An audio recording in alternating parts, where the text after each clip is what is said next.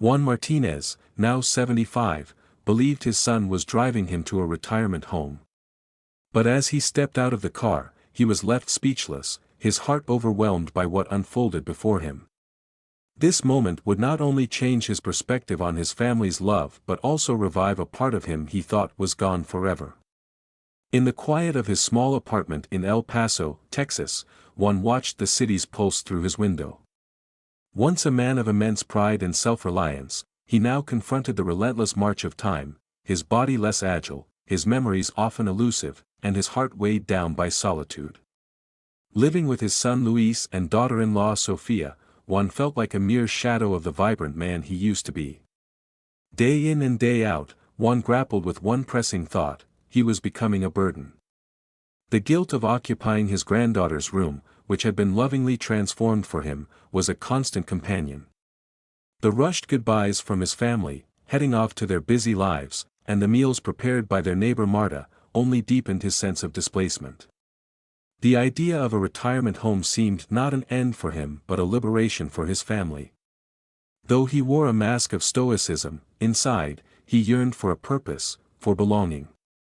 His mind frequently escaped to his old life in Juarez, where he had built a modest but warm abode with his late wife, Maria. Her laughter had once filled each corner, transforming their home into a sanctuary. Luis was not Juan's biological child, but when the young boy first called him Papa, Juan's heart had irrevocably adopted him. Together, they forged a life of love, hard work, and dreams. Juan's pride lay in his garden, where he grew vibrant vegetables with the companionship of his loyal dog, Sol, a rescue he had taken in years ago. But one night, everything changed. A sudden storm led to a power outage, and in the dark, Juan lit a candle. Exhausted from gardening, he nodded off on the sofa. He awoke to smoke filling the room. Neighbors broke into the house, saving him, but the home, Maria's keepsakes, and their shared history were consumed by fire. He was hospitalized for 23 days, emerging battered but alive. When Luis moved him to El Paso, Juan left not only his physical home but part of his soul in Juarez's ashes. In Luis's home, every day felt like a reminder of his losses. Luis and Sofia were consumed by their careers, leaving Marta to tend to Juan's needs. One day, as she placed a plate before him, she murmured, "They don't want you here, Juan. Once we're old, we're just a burden." Her words echoed in his mind, haunting him. On his birthday, Juan sat alone with a modest slice of cake, the morning "Happy Birthday" from Luis and Sofia feeling hollow. That evening, he confronted his son, "Take me to a retirement home. Sell the land in Juarez, use the money to pay for it. I don't want to be a burden anymore." "Not now, Papa," Luis sighed, his face lined with fatigue. "We'll talk later." "If you won't, I will," Juan stated firmly. But Luis, in his exhaustion, simply patted his shoulder and left, leaving Juan feeling even more invisible. Weeks passed, and Juan's plea for a retirement home seemed to fade into oblivion. Each night, he sat on his bed, staring at Maria's worn photograph, whispering apologies for his perceived burdensomeness. Then, one vibrant Sunday morning, everything shifted. Luis entered Juan's room, carrying a new shirt, slacks, and toiletries. Sofia followed with fresh towels and sheets. "Pack your things, Papa," Luis said, his voice firm yet gentle. "We're going on a journey." Juan's heart sank with mixed emotions. Finally, he thought, packing with a meticulous sadness, placing Maria's photo atop his belongings before closing his suitcase with a sense of finality. The drive was silent, with Luis's eyes on the road and Sofia's smile seeming incongruous with the journey's purpose. The cityscape turned into rural expanses, with Juan memorizing every detail, the cacti, the wildflowers, and the old stone walls, as if etching them into his memory for the last time. When the car stopped, Juan's anxiety spiked. The crunch of gravel under tires was foreboding. He braced himself, expecting to see a retirement home. Instead, what he saw made his breath catch in his throat. There, before him, stood his home. Not the charred ruins but a fully restored house, shining with new life. The white paint reflected the sun, the wooden railings were sturdy, and the windows clear and bright.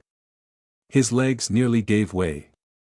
"Careful, Papa," Louise said, supporting him. "Welcome home." "But how? I don't understand," Juan's voice trembled. "We've been working on it for months, Papa," Luis explained, his eyes misting over. "We used the land you cherish. The community pitched in. You're home now." Tears streamed down Juan's face as he walked inside. The house was familiar yet new, with Maria's portraits adorning the walls, the rocking chair refurbished, and every corner whispering of love and memories. "We'd never think of sending you away, Papa," Luis said, his voice laden with emotion. "This was always the plan. We knew how much this place meant to you, so we brought it back." Juan was overwhelmed with gratitude, and then he heard a familiar bark. "Is that?" "Come see," Luis said, his smile broad. There, by the garden, stood Sol, his fur gleaming, his tail wagging wildly. Juan's heart filled with joy as he embraced his old companion. "I thought I'd never see you again," he sobbed. That evening, as the sun painted the sky in oranges and pinks, Juan sat on the porch with Luis and Sofia. Sol lay beside him, and the night was filled with the chorus of crickets. Holding Maria's picture, Juan smiled, feeling truly at peace for the first time in years. "I thought I was just a burden," Juan whispered, looking at his son. "But you've shown me I'm not." "You're not a burden, Papa. You're our foundation," Luis affirmed, squeezing his hand. This story extends beyond Juan's personal journey, teaching us about the essence of family. It's not about convenience or obligation but about love, patience, and the sacrifices we're willing to make. In a world where the elderly are often isolated or placed in care facilities, Luis's actions are a poignant reminder of love's power. He didn't just rebuild a house, he rebuilt his father's heart, spirit, and sense of belonging. Luis's choice to restore his father's home rather than opting for the easier path of a retirement home is a testament to the strength of familial bonds.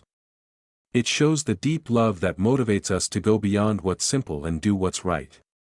His commitment illustrates that love isn't just spoken, it's demonstrated through actions, patience, and the desire to see another's happiness. This narrative reminds us that love can rebuild more than physical spaces, it can restore hope, dreams, and entire lives. This heartwarming tale invites us to reflect on our own actions. How do we treat our elders? Do we make them feel burdensome, or do we show them they are the cherished roots of our family tree? When faced with such a decision, would you choose the path of love and sacrifice like Luis? Family means doing what's right, even when it's hard. This story serves as a powerful call to action, urging us all to reconsider how we honor and support our elders. Imagine yourself in Luis's shoes. Would you undertake the task of restoring a loved one's home or choose a simpler route?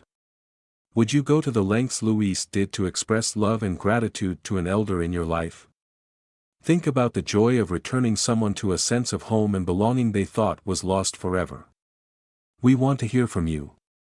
What are your thoughts on Luis's decision to restore his father's home instead of opting for a retirement facility? Would you have done the same, or handled it differently? Share your thoughts, stories, or perspectives in the comments below. Your experience could inspire someone else grappling with a similar choice. Your words might remind someone of the enduring power of love, patience, and family bonds. Don't miss the opportunity to make an impact, your voice matters.